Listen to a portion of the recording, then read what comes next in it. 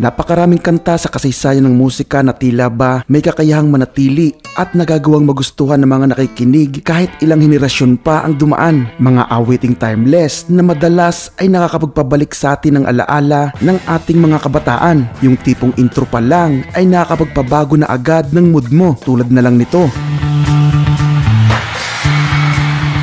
Isang timeless at napakagandang kanta ng bandang Queen na itinuturing na isa sa mga greatest rock anthems of all time. Nabuo ito sa pamamagitan ng napaka-legendary na collaboration ng bandang ito sa isa sa mga pinakasikat na music artist ng kanilang era na si David Bowie. Kapag sinabi mong Queen mga idol, ay sobrang himalang-himala na sa kanila yung salitang collaboration sa iba. Sila kasi yung tipo ng banda na isinusuka ang pakikipag-collaboration dahil kahit silang apat lang na mga miyembro ng Queen ay para ng mga aso at pusa. Para silang laging nagbabangga ang mga bato sa sobrang taas ng kani-kanilang mga ego. Lalo na at collaboration ito kay David Bowie, nakilala din sa pagkakaroon ng parehas na personalidad ng mga ito. Katunayan ay hindi nawala ang bangayan nito at ni Freddie Mercury sa pagpa-finalize ng kantang ito. So paano nga ba nabuo ang kantang Under Pressure? Ano ang nagtulak sa Queen para makipag-collaboration sa unang pagkakataon at bakit kay David Bowie? Sino ba talaga ang mayroong mas malaking ambag sa pagbuo ng napakabangis na kantang ito? Pag-usapan nating lahat yan mga idol. Pero bago ang lahat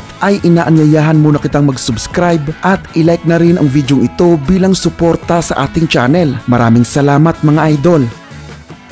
Sa panahong kasagsagan ng kasikatan ng Queen noong 70s ay sobrang halaga sa mga ito ng pagkakaroon ng katahimikan, malayo sa ingay ng media at nagsisigaw ang mga fans, lalo na sa panahong lumilikha sila ng mga bagong kanta. Dahil dito ay naisipan nilang bilhin ang maliit ng Mountain Studios na matatagpuan sa Montreal, Switzerland. Sa mga panahon na yon ay nagkataon namang doon lang din nakatira malapit sa lugar ang napakasikat din noon na si David Bowie, na nagkataong nagre-record din noon ng kanyang kanta na Cat People Putting Out Fire na gagamitin sa pelikulang Cat People. At dahil nga malapit lang ito sa studio ng Queen ay naisipan nitong pasyalan ang mga ito. Nasa kasagsagan naman noon ang Queen sa pagbuo ng chords ng isang kanta na may title sana na Feel Like. Narinig at agad ay nagustuhan ni David Bowie ang bassline na tinutugtog ni John Deacon, pero tuluyan nang tumigil ang banda sa ginagawa para batiin ang kanilang bisita. Nauwi ito mga idol sa pagja-jamming ng Queen at ni David Bowie. Masaya nilang tinutugtog ang kanta ng ibang mga banda hanggang sa nadala na din ng hype ay biglang nagyaya si David Bowie na sumulat sila ng bagong kanta. Hindi pa nagawa ng Queen noong panahon na yon na sumulat ng kantang may kasamang iba, pero dahil nga nasa ganong sitwasyon na ay napilitan ng sumang-ayon ang mga ito. Nagsimula sila sa pamamagitan muna ng pag-ambag ni David Bowie bilang backup vocal sa kantang Cool Cat ng Queen na hindi rin naman napasama sa final recording dahil ipinaalis din ito ni David Bowie kalaunan.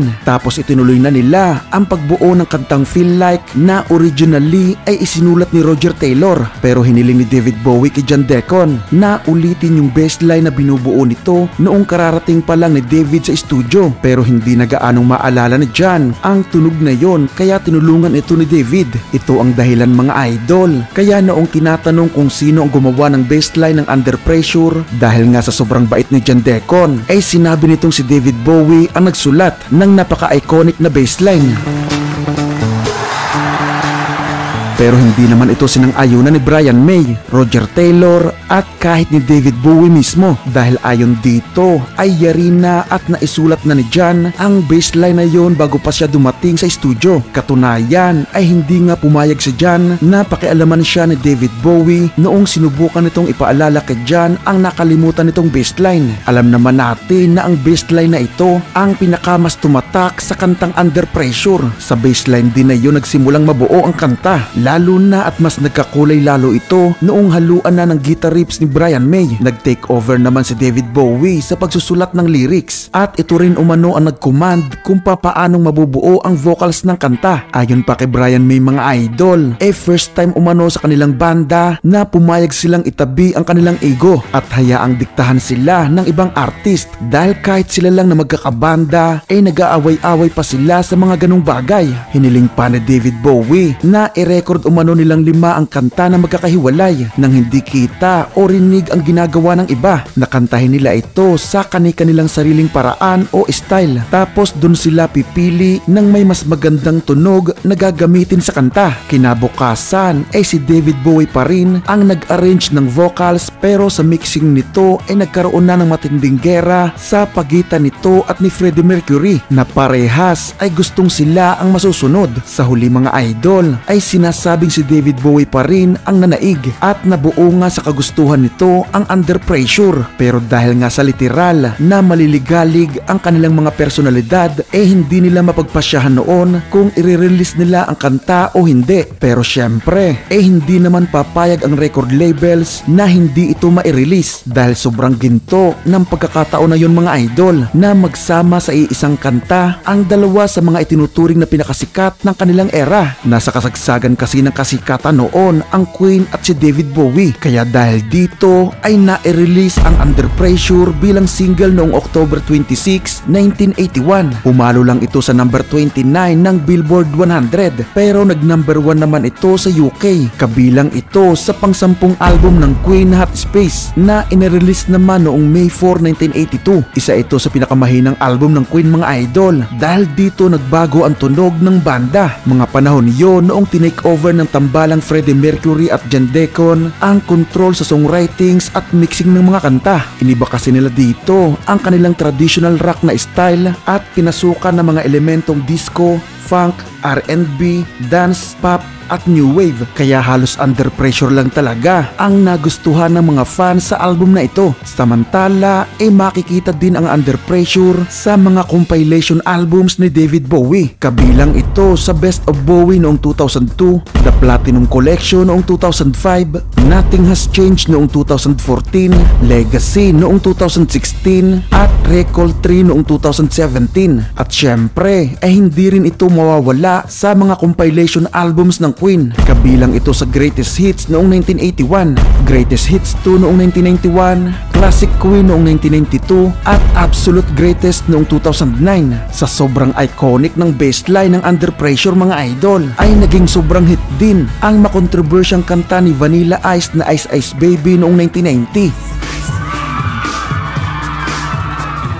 Kung saan nga ay ninakaw nito ang bassline ng Under Pressure. Naging sobrang hit din ang cover version ng kantang ito nang noon ay nagsamang sobrang sikat na mga bandang My Chemical Romance at The Used.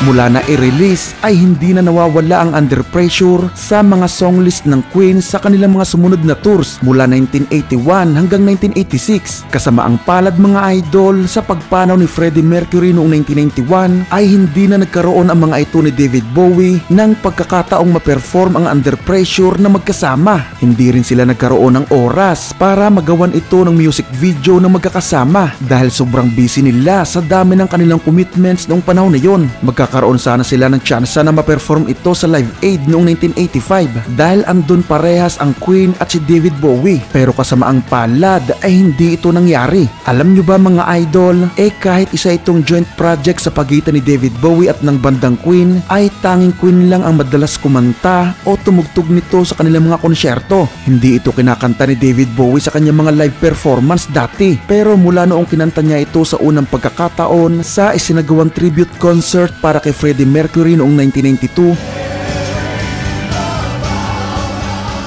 ay nagsimula na itong gamitin ang Under Pressure sa kanyang mga konsyerto hanggang sa pumanaw na nga rin ito noong January 10, 2016. Hindi pa rin nawawala ang Under Pressure sa bawat tours at konsyerto ng bandang Queen hanggang sa kasalukuyan na nagpapatunay na ang kantang ito ay walang kamatayan. Mananatili itong maririnig kahit ilang dekada at henerasyon pa ang dumaan.